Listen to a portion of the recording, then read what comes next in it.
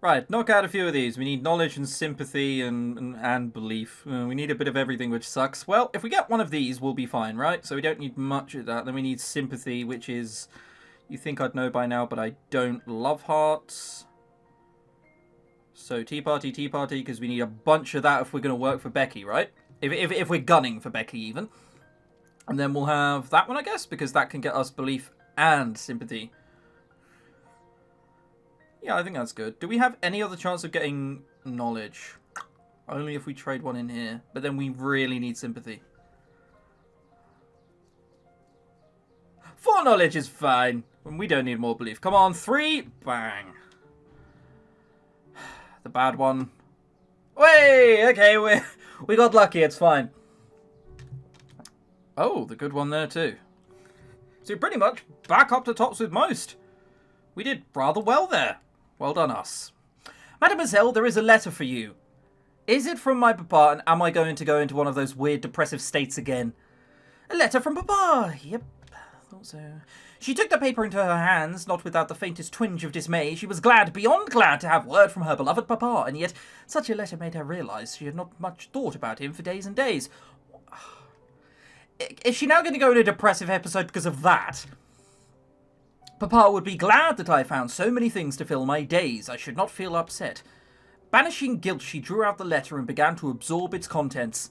My dear little missus. This letter was far more fulfilling than the early missive from Bombay. He told her of many things he had seen and done, and how people she had met in India were getting on, and it was all quite agreeable.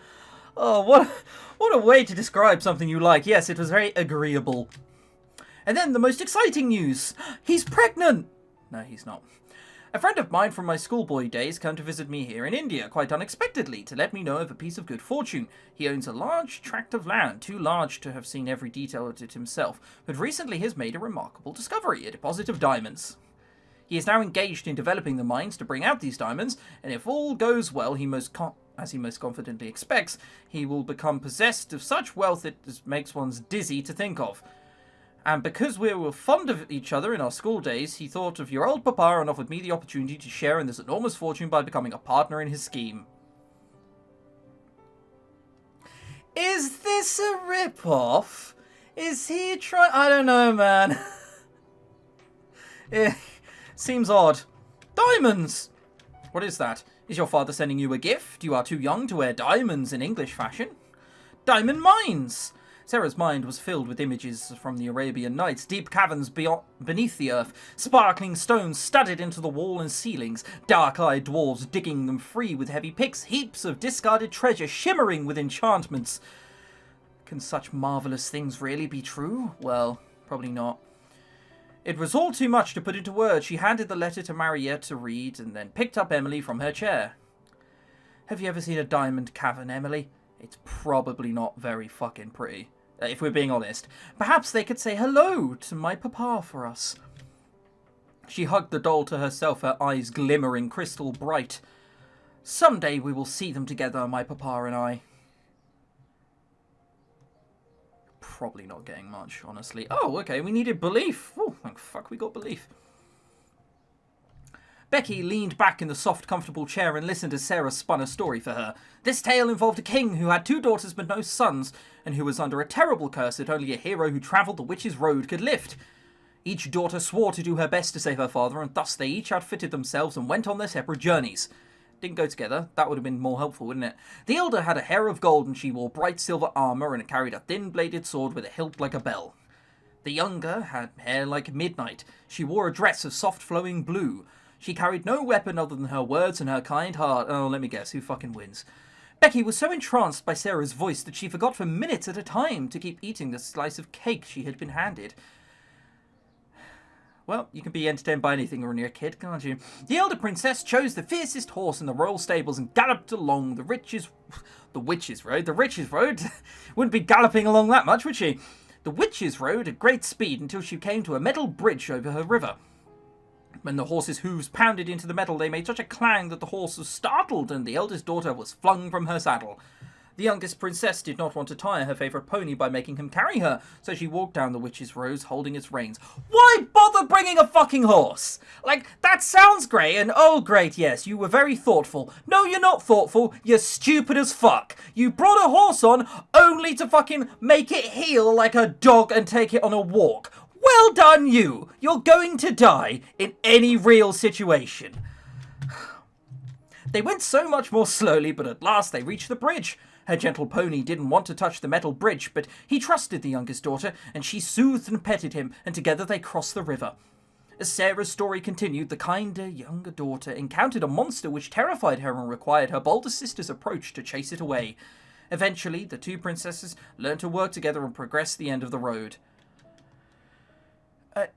What are the chances that there's a fucking metal bridge back in these days anyway, you know? Like... And there, inside the twisted brambles of the witch's hut, they found their father. Was the curse broken? I was cursed, he said, but I had no sons to rule after me. I built this road myself as a test. And now the two of you have learned your strength, and I know you can rule together. So not only is this story dumb, but if they were boys, this wouldn't have happened. Holy shit! Sarah's a casual sexist as well. Good. Oh... Becky folded her hands under her chin and let out a fond sigh. Could two princesses really rule a kingdom, miss? I don't see why not. Our queen was a princess once. I guess it's so. All of a sudden, she sat bolt upright in her chair. Blimey the time. Blimey the time. Sorry, miss. I completely forgot about her accent. It's all right. I suppose you ought to go. Becky looked dolefully at the thick slice of cake still half uneaten that sat before her. Can I take it with me, miss? I've got my pocket here, you see. Tied beneath Becky's apron was a stained old cloth pouch, the surviving half of a discarded pair of pockets from some old lady's wardrobe. Sarah did not imagine that any cake held in such pocket would be pleasant to eat afterwards, but scolded herself that it was not her decision to make. Of course you can. Thank ye, miss. She happily tipped the plate into her pocket. I can eat this later, in the attic, miss. I've got to eat it careful, though, because if I leave crumbs, the rats will come out to get 'em. Rats? There are rats there? Lots of them, miss. They're mostly rats and mice in attics. You get used to the noise they make scuttling about. I've got so long I don't mind so long, so they don't run over my pillow. Ugh! You can get used to anything. You can get used to anything after a bit. You have to, miss, if you're born like I was. I'd rather have rats and cockroaches. I know. Over here, we don't have a choice. It's cockroaches or nothing. Oh, so would I. I think I might manage to make friends with a rat in time, but I don't believe I should like to make friends with a cockroach. Friends? Well, they are creatures, just like cats or dogs. They could be friendly.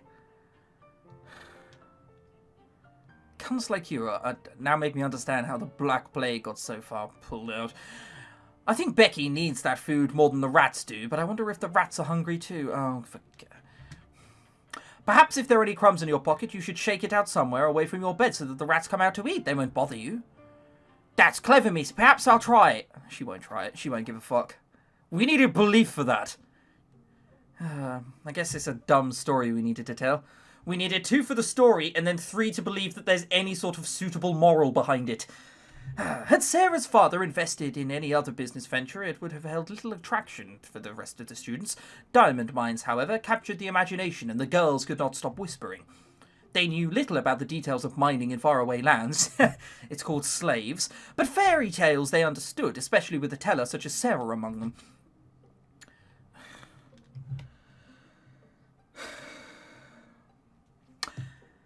Tell me about the part the dogs are going, Sarah. Deep underground, beyond the passage with the lamps, there were 4 doorways, and each led to a different kind of treasure: copper, silver, gold, and diamond. That's just impossible, but sure, this is fiction. The first one was copper. Copper lanterns hung from the ceiling, and copper pots lined the walls, and over the floor was a spread blanket of copper coins. But the guardian of the room was a dog with copper eyes as big as saucers, and a mouth full of rough-edged copper teeth.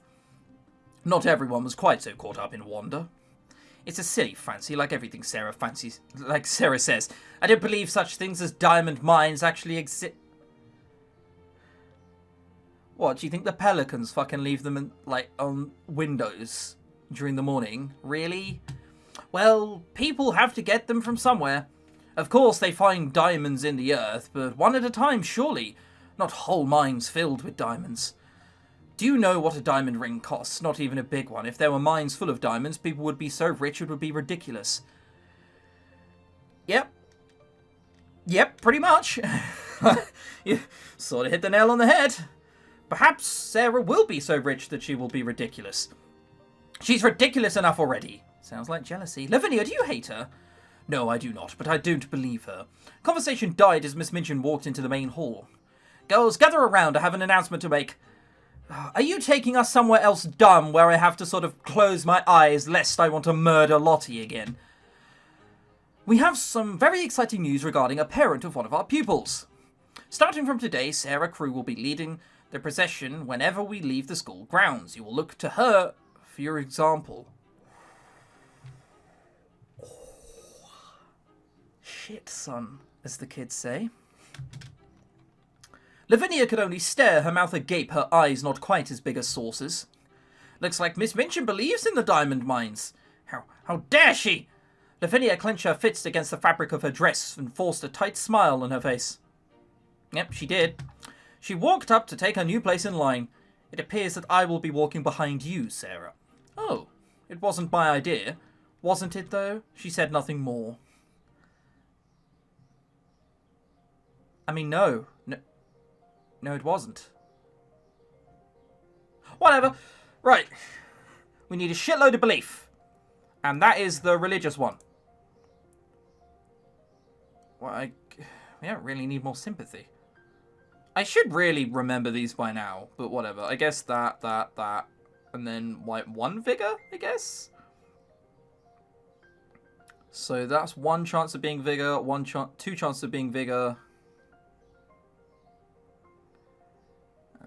We don't need that. So, what's the two chances of being vigor? That one. Come on, vigor! Way, we got a vigor. It's nice to just, keep it healthy, top it up. Whatever, alright, well, our patience is maxed out. Oh, we got very lucky again. Alright, well, we didn't need that last one, but we got enough belief, so I think we should be enough for any scene we want. Should. Fingers very heavily crossed. Sarah found Ermengarde in the main hall, wiping tears away from her eyes. I mean, are they tears or amoebas taking over? What is it? Is it something strong? Oh, Sarah, do you remember the nest of eggs we saw in the tree a while ago? Oh, did they hatch? Yes, 2 weeks ago, but it's dreadful. What's We're gonna fucking have to tell Lottie now that birds went and died. This is your fault. What's dreadful? Tybalt, Miss Minchin's cat, he got out and climbed the tree and killed the babies. What? Oh, no! They were too young to fly. They couldn't fly away. I don't know if he got them all, but those poor little things. Sarah's sorrow was more for Ermengarde's disappointment than for the birds. She had only ever seen them as eggs in a distant nest, never as living creatures, and had expected them to fledge and be gone before her thoughts returned to them. But Ermengarde had spotted the nest from her window, had clearly returned to that window time and again to watch over them, had imagined for herself the companionship they might have shared as pets. Ermengarde had made the baby birds a part of her life without disturbing their freedom, and for her it was a true loss. It's not Tybalt's fault. What? It's not Tybalt's fault. This is the cat. Cats bark sometimes. I didn't. She wiped her hand over her wet face. I didn't say I was angry at Tybalt. People can be sad when bad things happen without having to blame anyone for them. We're not all Lavinia. Sometimes it isn't anyone's fault. So, you won't hurt Tybalt? Of course not. Why would you think that I... Because I heard Cook said that if Tybalt got into the kitchen and ate her chicken again, she'd have them drowned. So, I thought you might think like that too. Shut up, Lottie! Ermengarde blinked at Lottie, too confused to be upset. She really said she'd drown him? I'm sure she was joking. Cook does have a temper. Extreme upon extreme. Cook's not very nice to Becky. Cook's not very nice to anyone. We don't know that. She might have friends or family elsewhere. She's probably nice to them. Sarah didn't think it was right to condemn a woman she barely knew, even if everything she'd heard from Becky and Mariette was less than flattering. She's probably nice to Miss Minchin. Well, I mean, she has to be there. There's a slight difference, isn't there? Miss Minchin loves that cat, though. She'd be very angry if anything happened to him. There, you see, Lottie? Cook wouldn't hurt Tybalt. No one's going to hurt him. Sarah hugged Ermengarde close. I'm sorry about your birds. Why don't you both come up to my room for a while? And Sarah led her friends away, prepared to pamper them and distract them from their worries like the perfect hostess. Here, I can't really say anything of value, but I do have money. Right. Oh, okay. We just need patience and grace. We have those in spades, don't you worry about that. Sarah picked up her doll and smiled at her. You are looking a trifle tired today, Emily. You must have been very busy while I was out of the room. I swear, if there's a fucking ending where that doll is alive. She gave the doll's curls a careful Jesus Christ. I initially read that as bruising. I was thinking, Sarah's slowly converting into a mobster, you know, with the fucking baseball bat. Brushing, then tucked her into her own little cradle bed, arranging her hands to lie over the fabric cover.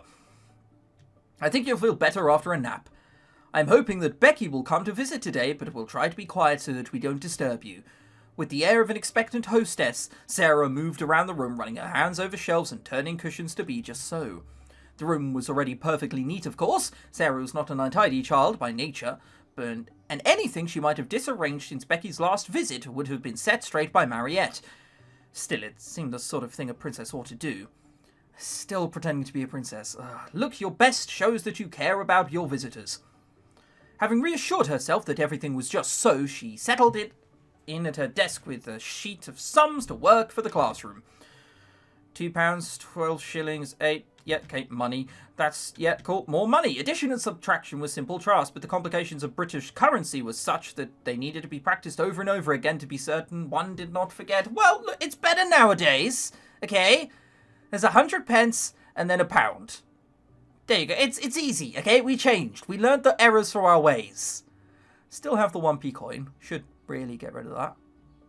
But whatever, you know what I mean. Becky's arrival was even more delightful when it meant putting those repetitive worksheets away. Becky! Come in, please sit down. She lowered her voice to a conspiratorial whisper. Emily is resting today, so we must be calm and quiet for her sake. That's all right, miss. I'm tired today too. I've made a wonderful I'm gonna fucking ask why. I've made a wonderful discovery to share with you. I was out at the shops looking in windows for things that might neatly fit into your pocket and not fall into crumbs. Look! With a proud smile, she produced a tray of 3 little meat pies, sealed up tight with glazed crusts. Becky's eyes quite sparkled. Oh, miss, them will be nice and filling. If fillingness, that's the best. Sponge cake's even lovely thing, but it melts away, like, if you understand, miss. These will just stay in your stomach. That's not how that works. I don't believe it would be a good thing if a pie stayed in your stomach for always. That line of thinking led somewhere indelicate, so she quickly abandoned it. Yeah, let's not go there, Jesus. I do hope they will be satisfying. I wish you had told me before about the cake. I could have brought something else before this. Beef sandwiches or perhaps rolls and bologna sausage. All that for me, miss? Of course, why not? I like to share food with you. I like to see you enjoy yourself. None of the girls here ever enjoy cook's meals half so much. But I might never have guessed you wanted something other than cake. Why didn't you tell me? Oh, please, miss, no one's ever been so kind to me before. Not even my own mum. How could I ask you for more? How could I? We were afraid that if you asked me for something I said no, that I would be angry with you. Okay, good. I want a gangbang. Let's get on it. You said anything. Oh, wait, we can't do that. To be fair, they probably don't know what that is. Yes, no, miss, but you've done so many nice things for me, and if I still weren't happy, that would be right sour of me, you see? You wouldn't want somebody sour. Oh, Becky, you are not sour, not one bit. But we are friends, you and I. Friends, miss? Of course we are, and friends. A friend isn't upset when a friend asks her for something, even if she might have to say no. I could have done this for you sooner if you hadn't kept it a secret what you wanted. Let's promise never to keep secrets from each other again. She held out her hand to seal the pact. Becky started to reach for it, then hesitated. Never at all, miss. What if there are some secrets that are nice, like surprises? Oh, I didn't think of that. You are very clever. Becky smiled in nervous agreement. Yeah. I will make a better promise then. Let's promise to always trust each other if we need help, all right? All right. Oh, yeah, like Sarah's benefiting from this agreement. They clasped hands. The scullery maid's palm was rough and calloused, but her fingers curled sweetly around Sarah's. Good.